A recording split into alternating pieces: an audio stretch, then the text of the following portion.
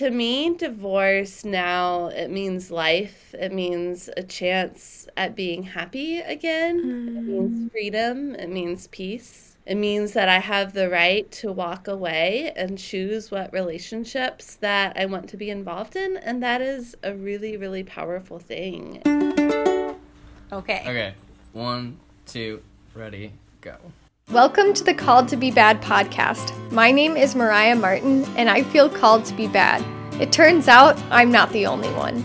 Join us as we dig into all things bad, scandalous, deviant, you know, the stuff that makes good church folks squirm in the sanctuary. Why? Well, because sometimes the scandalous is spiritual, deviant is divine, and bad is beautiful. Say yes to the call, and let's see what holy trouble we get into today. Hello, Susannah. Hello, how are you? I'm good. Welcome to Called to Be Bad. Yeah, so this is Susannah Larry. Susannah earned her PhD in Hebrew Bible and Ancient Israel at Vanderbilt University and is a licensed Mennonite minister. She works as assistant professor of biblical studies at Anabaptist Mennonite Biblical Seminary, which is where I went to seminary.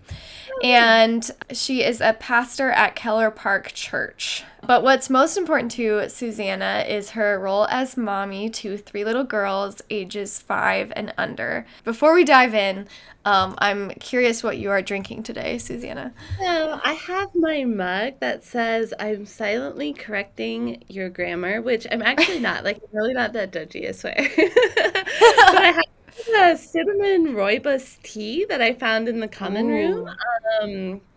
So I haven't tried it before, but I'm looking forward to. And how about you? Do you have a drink with you?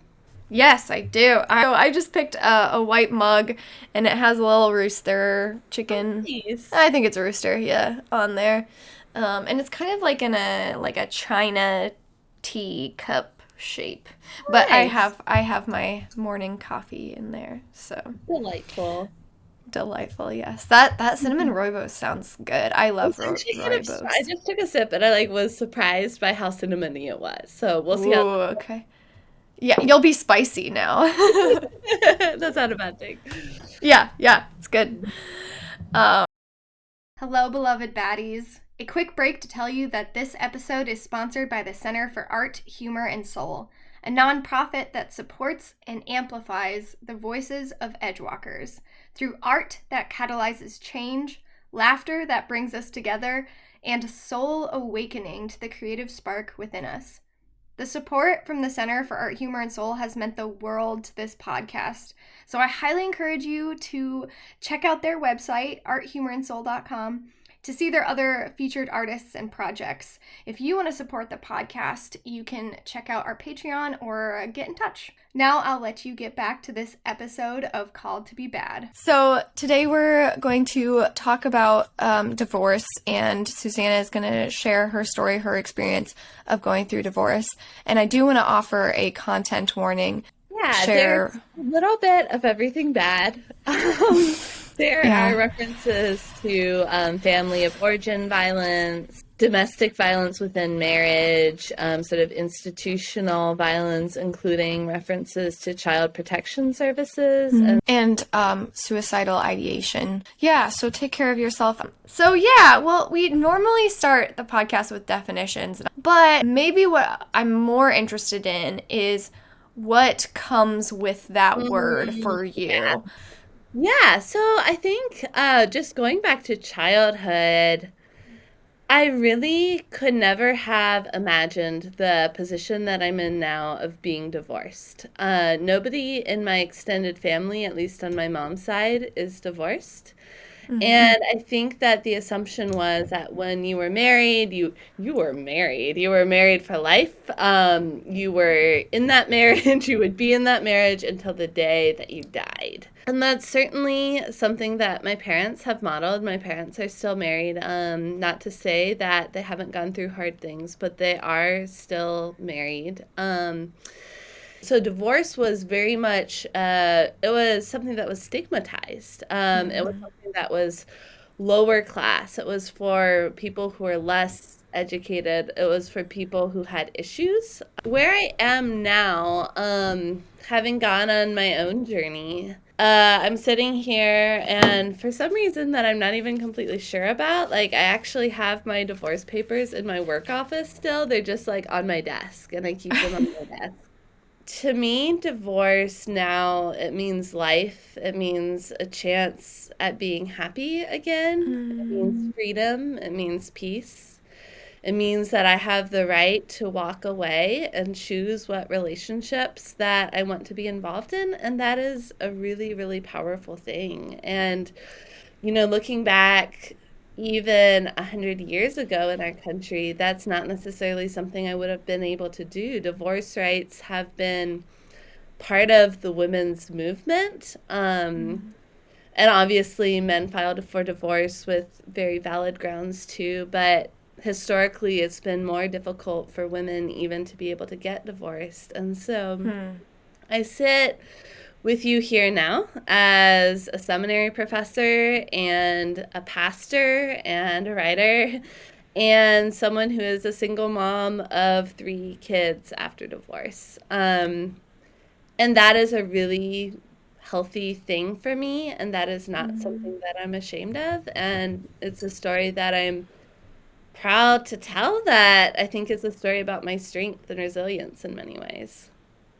Wow. Yeah. I got shivers while you were talking.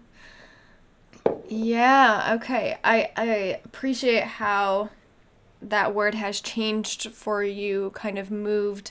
It's so interesting how we hear about something conceptually, and it's easy for us to accept the taboo and stigma that comes with it, or kind of like hold that judgmental stance, even if we're not trying to. And then when it happens to us, then somehow it changes, evolves into something more nuanced, something, interesting. Yeah, absolutely. Yeah, so tell us your story. I mean, Yeah.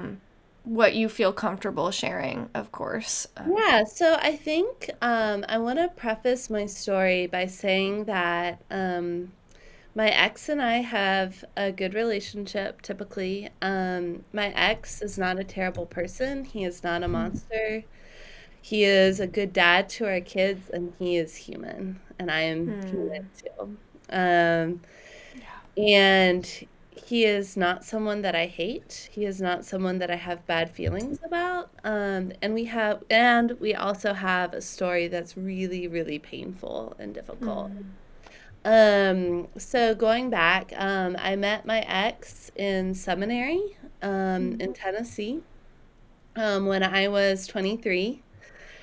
So we were both really young, and we met in the library at the seminary of all places. I had started a year before him, and I was working in the library, and he came to check out books on like his first day on campus. And as we like to say, there was checking out on multiple levels. That was That's so cute. he and I became friends really quickly. Started dating within a couple months of meeting each other, and really just had a strong and healthy relationship. And got engaged after about a year of dating, and then got married about 6 months after that in May 2015.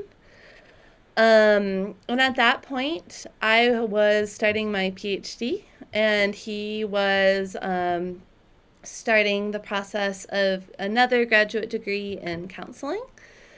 And we did not always have an easy relationship. I don't know that any relationship is easy, but it would have been inconceivable to me to think about the things that would happen next. So I guess there were some signs pretty early on that he was struggling with some unaddressed mental health challenges.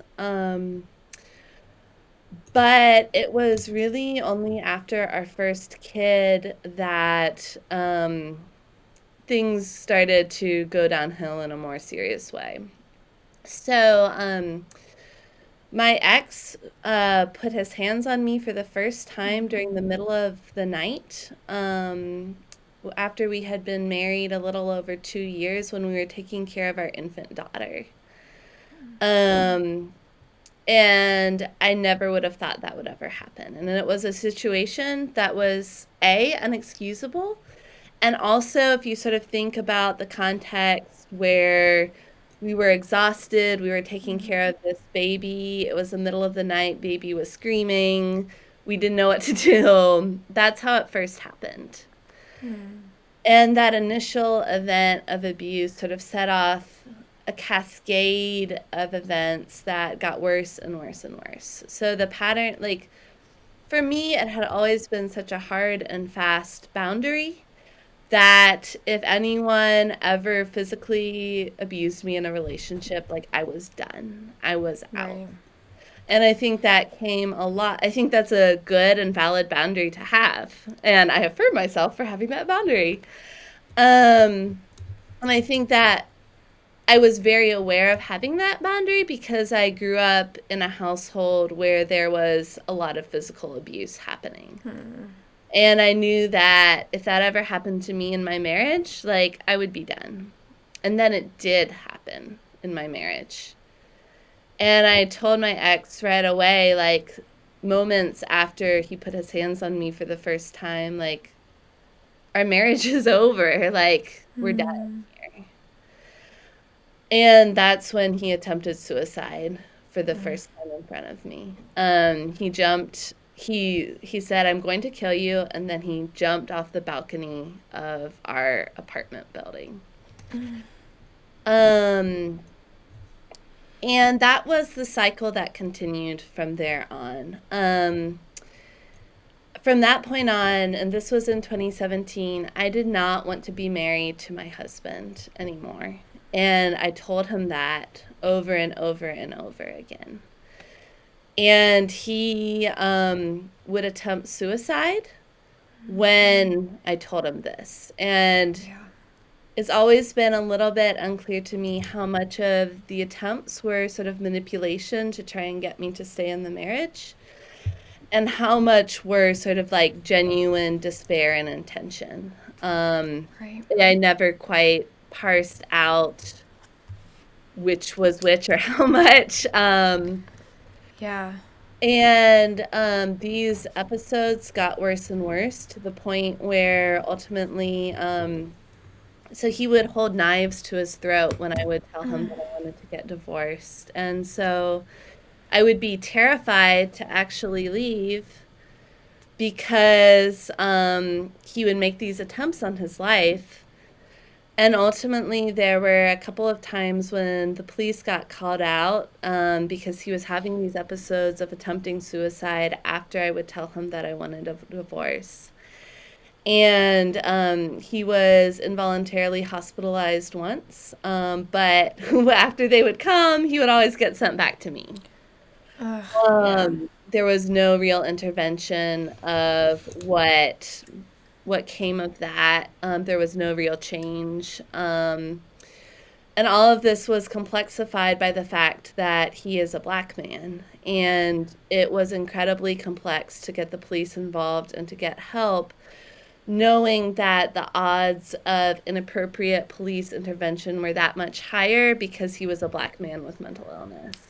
Right. And so the one time that I myself did call 911 on him, it was obviously more traumatic for him. And it was traumatic for me to be part of a situation where he ended up getting handcuffed and put in the police car and put in a hospital situation that was not good or safe. So all of that was incredibly, incredibly complex. And to add to all of this complexity, I got pregnant again after our first baby. And so I was a graduate student. I had a very young toddler, and I was pregnant again. And I was living on a graduate student salary. And I honestly could not have afforded the rent on our apartment without him. There were no sources of help or support coming. My family was vocally unsupportive of me. My church did not volunteer to provide any kind of housing. And the kinds of feedback I was getting from the people around me were things like there are two sides to every story. The story that your husband is giving us is a different side of the story to the one that you are telling us. And the urge was for counseling, for to fix the brokenness in our marriage rather than people taking really seriously the actual danger I was in as he made these suicide attempts and also at times was physically dangerous to me. And all this was happening while I was trying to take care of a pregnancy and a baby that I already had. And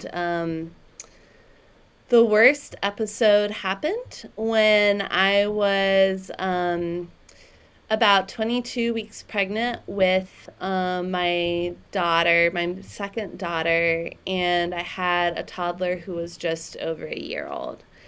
I told him that I wanted a divorce. And I actually flushed my wedding and engagement rings down the toilet to try and convey to him that we were done. It was over. And that was not my finest moment. And I did not deserve what happened next. He pushed me into a wall, told me he was going to kill me. I begged with him to stop for the life of our baby that I was pregnant with, if nothing else. And he said, I don't care. I ran into the nursery to try and get our baby to leave. He got a knife. I tried to lock us into a bathroom, and he broke down the door and cut me with the knife that he had in his hand. After that, I made a police report. I did not want to press charges, but I was so committed to getting divorced whenever I could that I wanted to start a paper trail that would help me to keep custody of the kids when we did get divorced. Right. But what happened from that was that CPS, Child Protection Services, came to my house. And instead of helping me find a way out of the situation that I was trying to leave, they said to me, what did you do to make your husband hurt you? And they said that if they ever heard about my house again, that they would come and they would take my baby from me. And that was something that prevented me from getting help in the future because I knew that if I made any kind of reports, it would trigger CPS to come and they would take my baby from me. And my child was all that I had, you know? Yeah. My child was more important to me than anything in the world. And they did end up coming back, though, because my labor with that baby I was pregnant with actually started during one of my husband's episodes. My water broke during his episode, and I gave birth during that. And so, of course, CPS came back again, and it was the same song and dance of, what have you done to make your husband hurt you? Like, you better change or we're gonna take your babies. And at this point, I was literally nursing my 1-day-old baby with my 18-month-old there. So I think at that point, that was a huge wake-up call for my husband. And to his credit, he did a lot. He did a whole lot to start getting his mental health in order. Okay. He did the things that you're supposed to do. He got on medication. He did counseling. He worked through a lot of trauma stuff. And after that 2 year period, or like it was really like a little over a year, like things really did improve. He did the things that he was supposed to do. And we moved locations, got new jobs, a lot of changes happened, and life sort of stabilized and returned to normal. Um, and through all this, my husband and I had a lot of really good times. I did really enjoy his company. He did not physically harm me again after this. And honestly, like I kept hoping that just moving, changing scenery would change things in the way that I felt. Yeah. Because what I had felt the first time he ever put hands on me, that our marriage was over, that was still the way I felt, even as all of these circumstances and situations changed. I still wanted a divorce. And it was really hard to process that because I still felt emotionally close to him. We still had a fun time together, doing all the family activities. Yeah. And I couldn't fathom what felt like taking him away from the girls because I knew that I would get custody. And he's such a good dad that I couldn't. It was really, really painful for me to think about changing my situation now that things were safe so that we would not be living together anymore. Right. Yeah. So I did finish my PhD.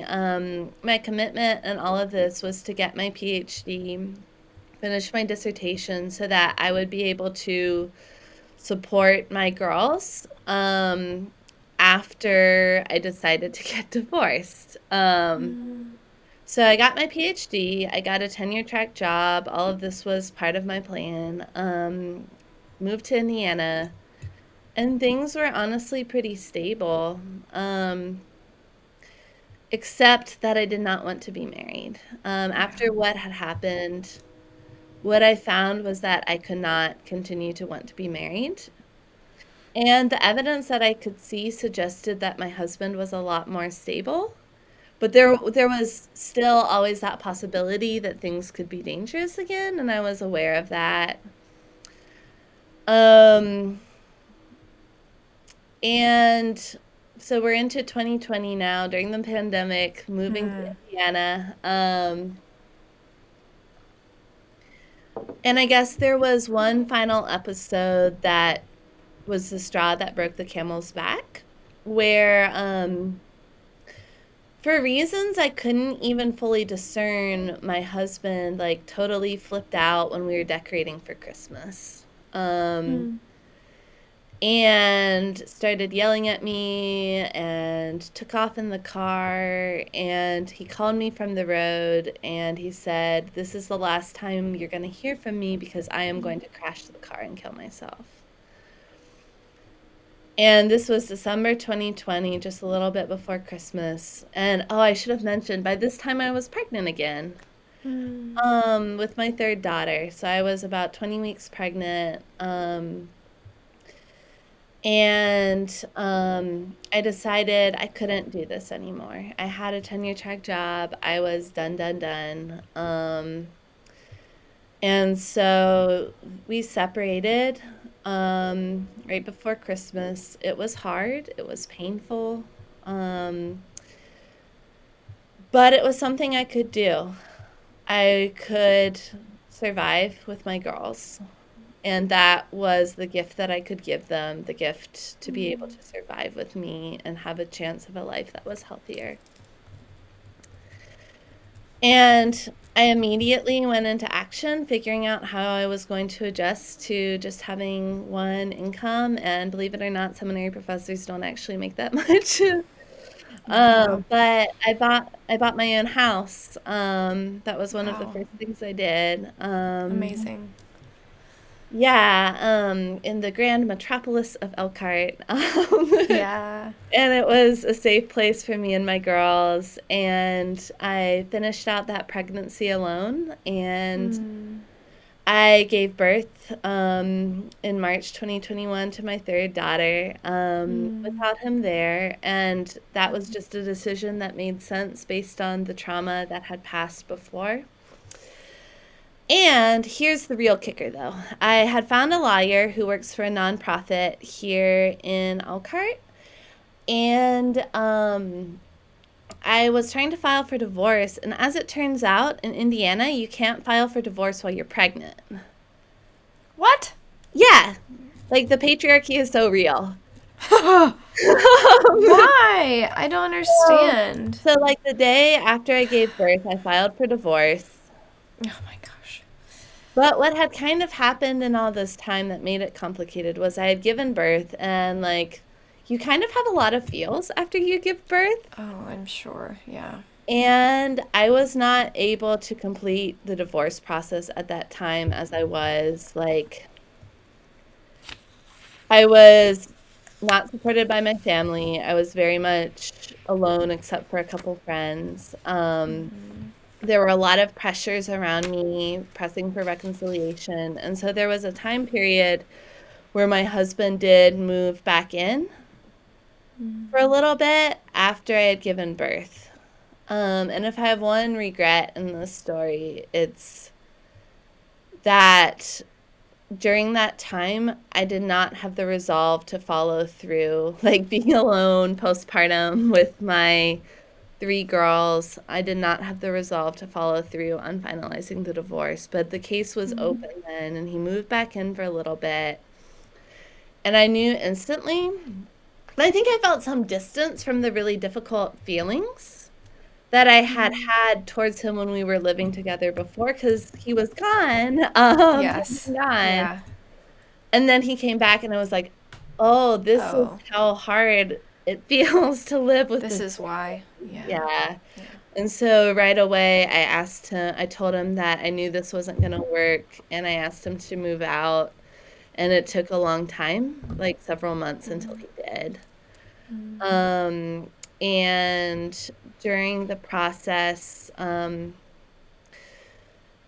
there was so much pressure that I got from people to not get the divorce. And I think people have the stereotype that this is an evangelical problem. This isn't like a Mennonite problem or a Christian problem. But that could not be further from the case. After information about my separation from my husband was shared at the seminary, I got like a boatload of emails saying that people were praying for our reconciliation. One individual offered marriage mentoring to fix our issues. At the church where I was attending in Elkhart, there was somebody who heard the story about the abuse and then texted me, and this was the wife of a church leader who had heard this confidential story, and who then texted me saying that she was so praying that reconciliation would be possible. And all of this, I think, played a lot into the decisions that I made, which are ones I take responsibility for and that I did not make in a vacuum. Right. Yeah.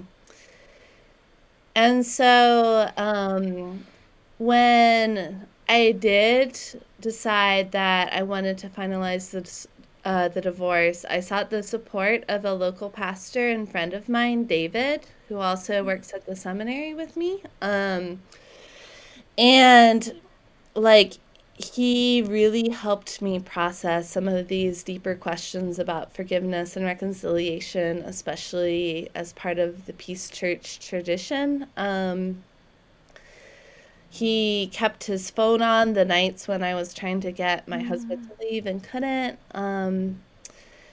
And ultimately, when it came time to sign the divorce papers, he drove me in his car to the lawyer's office and sat down with me as we went through all the papers and signed and Wow. like sat in his car with me while I cried. And like there was this moment, even sitting there in the lawyer's office, where I wasn't sure if I would be able to sign. Like I was scared. I was scared that my husband was going to kill himself. I was scared he was going to come after me, and I was scared that I was making the wrong choice. And David whispered to me, and I like couldn't make out like most of what David said in that moment, but all I could hear was the word life. That there would be life. And he was right. There has been life. There has been so much life. And that doesn't mean that it's easy. Like, I still love my ex, not as someone that I ever want or need to be in a romantic partnership with. But I love him as a human and as a child of God. Yeah. I love him as the father of my girls, and I love him as someone who has been through a lot of life with me and has supported me in becoming the person that I am, even though there were these awful times of abuse. And just getting to a place where I can hold all of that and recognize all of that as true has been really important to me. And so I am a single mother with full residential custody of my girls. I filed for a no-fault divorce, which is something that has only been a thing in like for less than 70 years. Wow. And so that's a huge obstacle that prevented women from getting divorced historically, was that you had to be able to like prove fault. And I filed for a no-fault divorce in an effort to make the legal process as smooth as possible for him. I exempted him from child support for various reasons, including that I wanted him to be able to provide a safe and good home for the girls when they do come visit. And it is really hard. I am chronically stressed. I'm chronically exhausted. I am overwhelmed. I don't have huge amounts of community nearby. My family does not support me. I struggle to pay for daycare every month. I work 2 jobs. And it has been the decision that I needed to make for my life.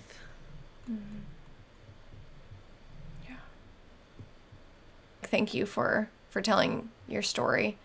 I went through such a roller coaster of emotions, particularly angry at this idea that kept being pushed your way of reconciliation. Like, are we really that bent on peace theology and pacifism that we will create harm just to keep the label of being pacifist? Yes, we definitely are. That has been my experience very strongly in Mennonite institutions.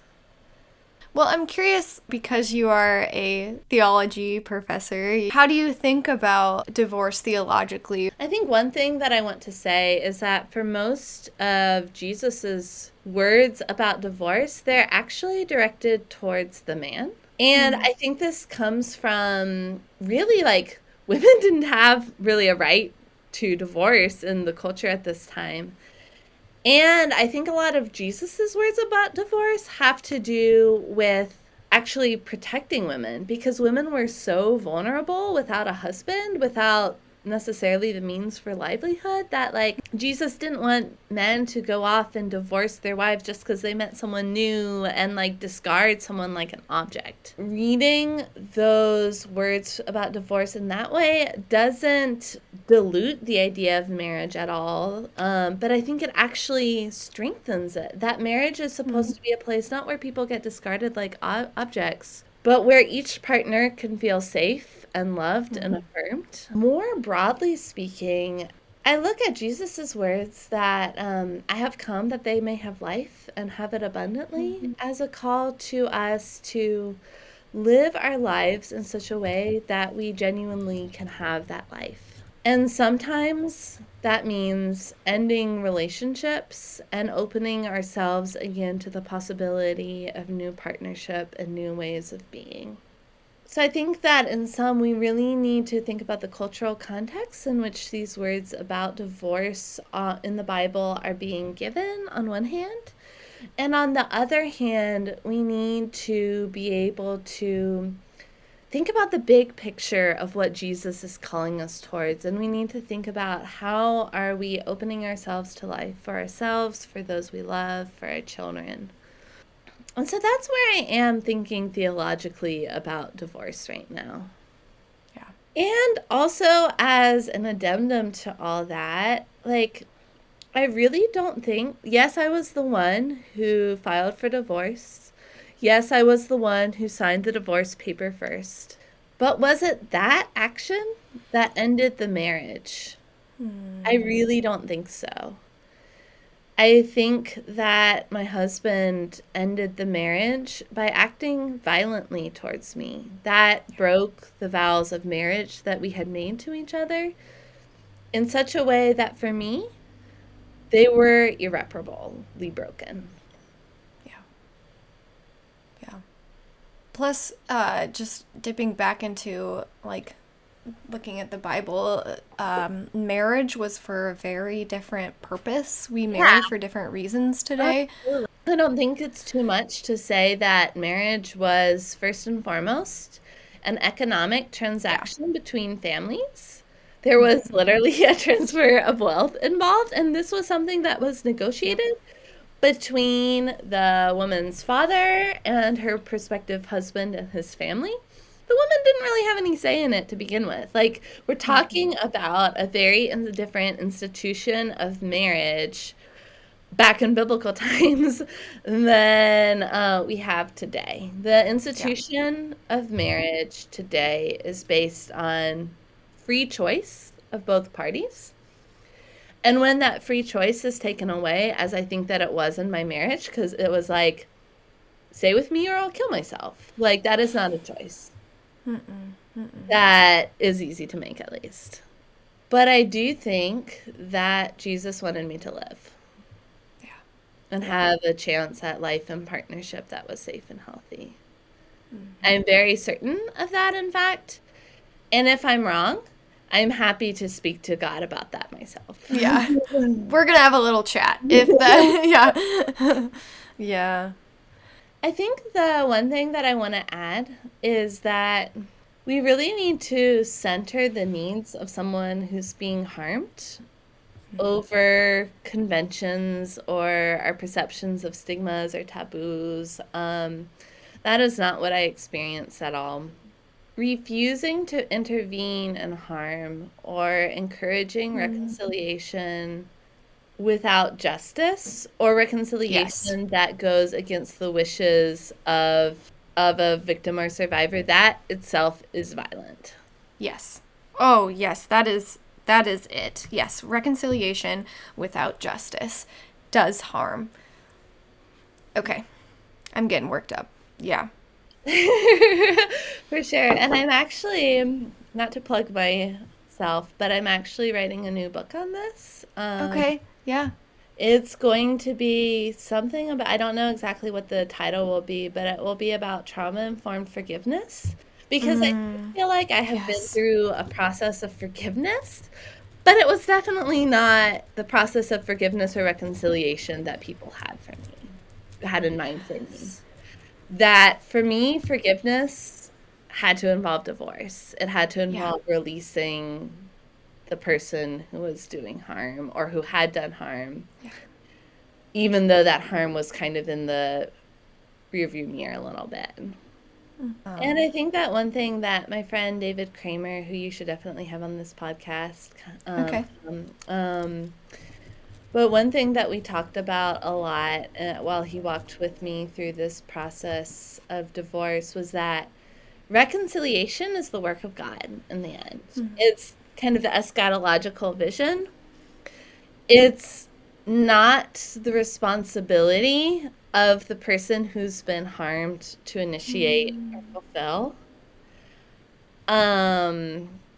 And that's actually a very biblical understanding of reconciliation to see it as needing to be initiated from the person who Oh, yes. perpetrated violence. And also, I think it's very important for me to say reconciliation within marriage was not something that I desired for my husband. Reconciliation for us did not look like staying married. But I think that there's a more than healthy measure of reconciliation in the ways that we've moved forward from our divorce. Like, honestly, he and I get along better than probably any two divorced people I know. We co-parent our kids together. We support each other in different ways. And I think that's the reconciliation that God has for us in this life. So I ask everyone this question. What would you say if someone called you a bad professor or pastor because of your divorce or your position on divorce? Well, I think quite honestly, I wouldn't feel the need to continue the conversation with them. I will not entertain any more blame for the choices that I have made or the journey that I have walked. I have not been a perfect person, and I know I'm not a perfect Christian, but I'd rather be an imperfect Christian than a dead Christian. Yep. I think what I would want to say for someone who is going through a divorce is to know who your people are. And if your people are telling you things that go against what feels healthy and right and towards flourishing for you, those people are probably not your people in this season. I think I would also say finding the spaces that are yours are really important. Oftentimes it can be really healing, I think, to go to places where you can just be known as an individual and not as like the remaining half of like you and your ex. Yes. And sometimes that might mean joining a different church, moving to a different place, finding different social groups to be part of. But I think all those things can be really important. And finding what practices will help you process through this time, whatever the emotions that you need to have are. I know for me, like, honestly, by the time my divorce was finalized, it felt like a relief rather than sadness. But during times when I was really sad, my time to cry would be when I did the dishes after dinner every day. And I had like a sad song playlist, and I would just be like doing my dishes and crying, listening to like emo music. Yes. Listening to lament music, all of those things really helped me. Being really physically active during the time of my divorce was really, really helpful to me. And then I think my last thing I want to end on a happy note because I think we've gone a lot of places today, but absolutely don't believe the people who say that like your life is ruined or you're never going to be happy again. Like that is a load of crap. People don't need to say that. It's false. And I kind of want to be careful how I share this because it is not that a knight on a white horse came and saved me from my situation. That is not what happened. I got my own butt where it needed to be and like bought my own freaking house and have my and everything. Like am making it on my own and have been happy and healthy on my own. But I do have a partner again. His name is Michael. And he has also been divorced. And he is standing in as a bonus dad for my kids, not taking away anything from their dad's relationship with them, but he is amazing. And we have a really healthy and happy relationship. And I have a lot of faith that that will continue and maybe even turn into something else one day, sooner or later. And like, beautiful. divorce is not the end of our stories, and there is so much hope and life waiting for us. And that's really what I want people to hear, is that my journey through divorce has been a journey towards life and more life. That's so beautiful. Also, it was really, your face just like lit up when you were talking about your partner. That was really Yeah, Michael is pretty amazing. Like, Oh, nice. Yeah, so would it be okay here at the end of our conversation if I bless you, Susanna, and all of yes, our baddies out there watching and listening to this of episode? course. Okay. Susanna and all of you baddies, may you walk from this episode knowing that God blesses life in its many forms. May you have the strength to prioritize your own flourishing and happiness and life, even when it's hard, especially when it's hard. May you know that you are held and that you are cared for, and that there are people who you can turn to who will help you prioritize life and all of its flourishing. Amen. That's all for this episode of Called to Be Bad. Keep being your bad, beautiful selves, and I will see you next time.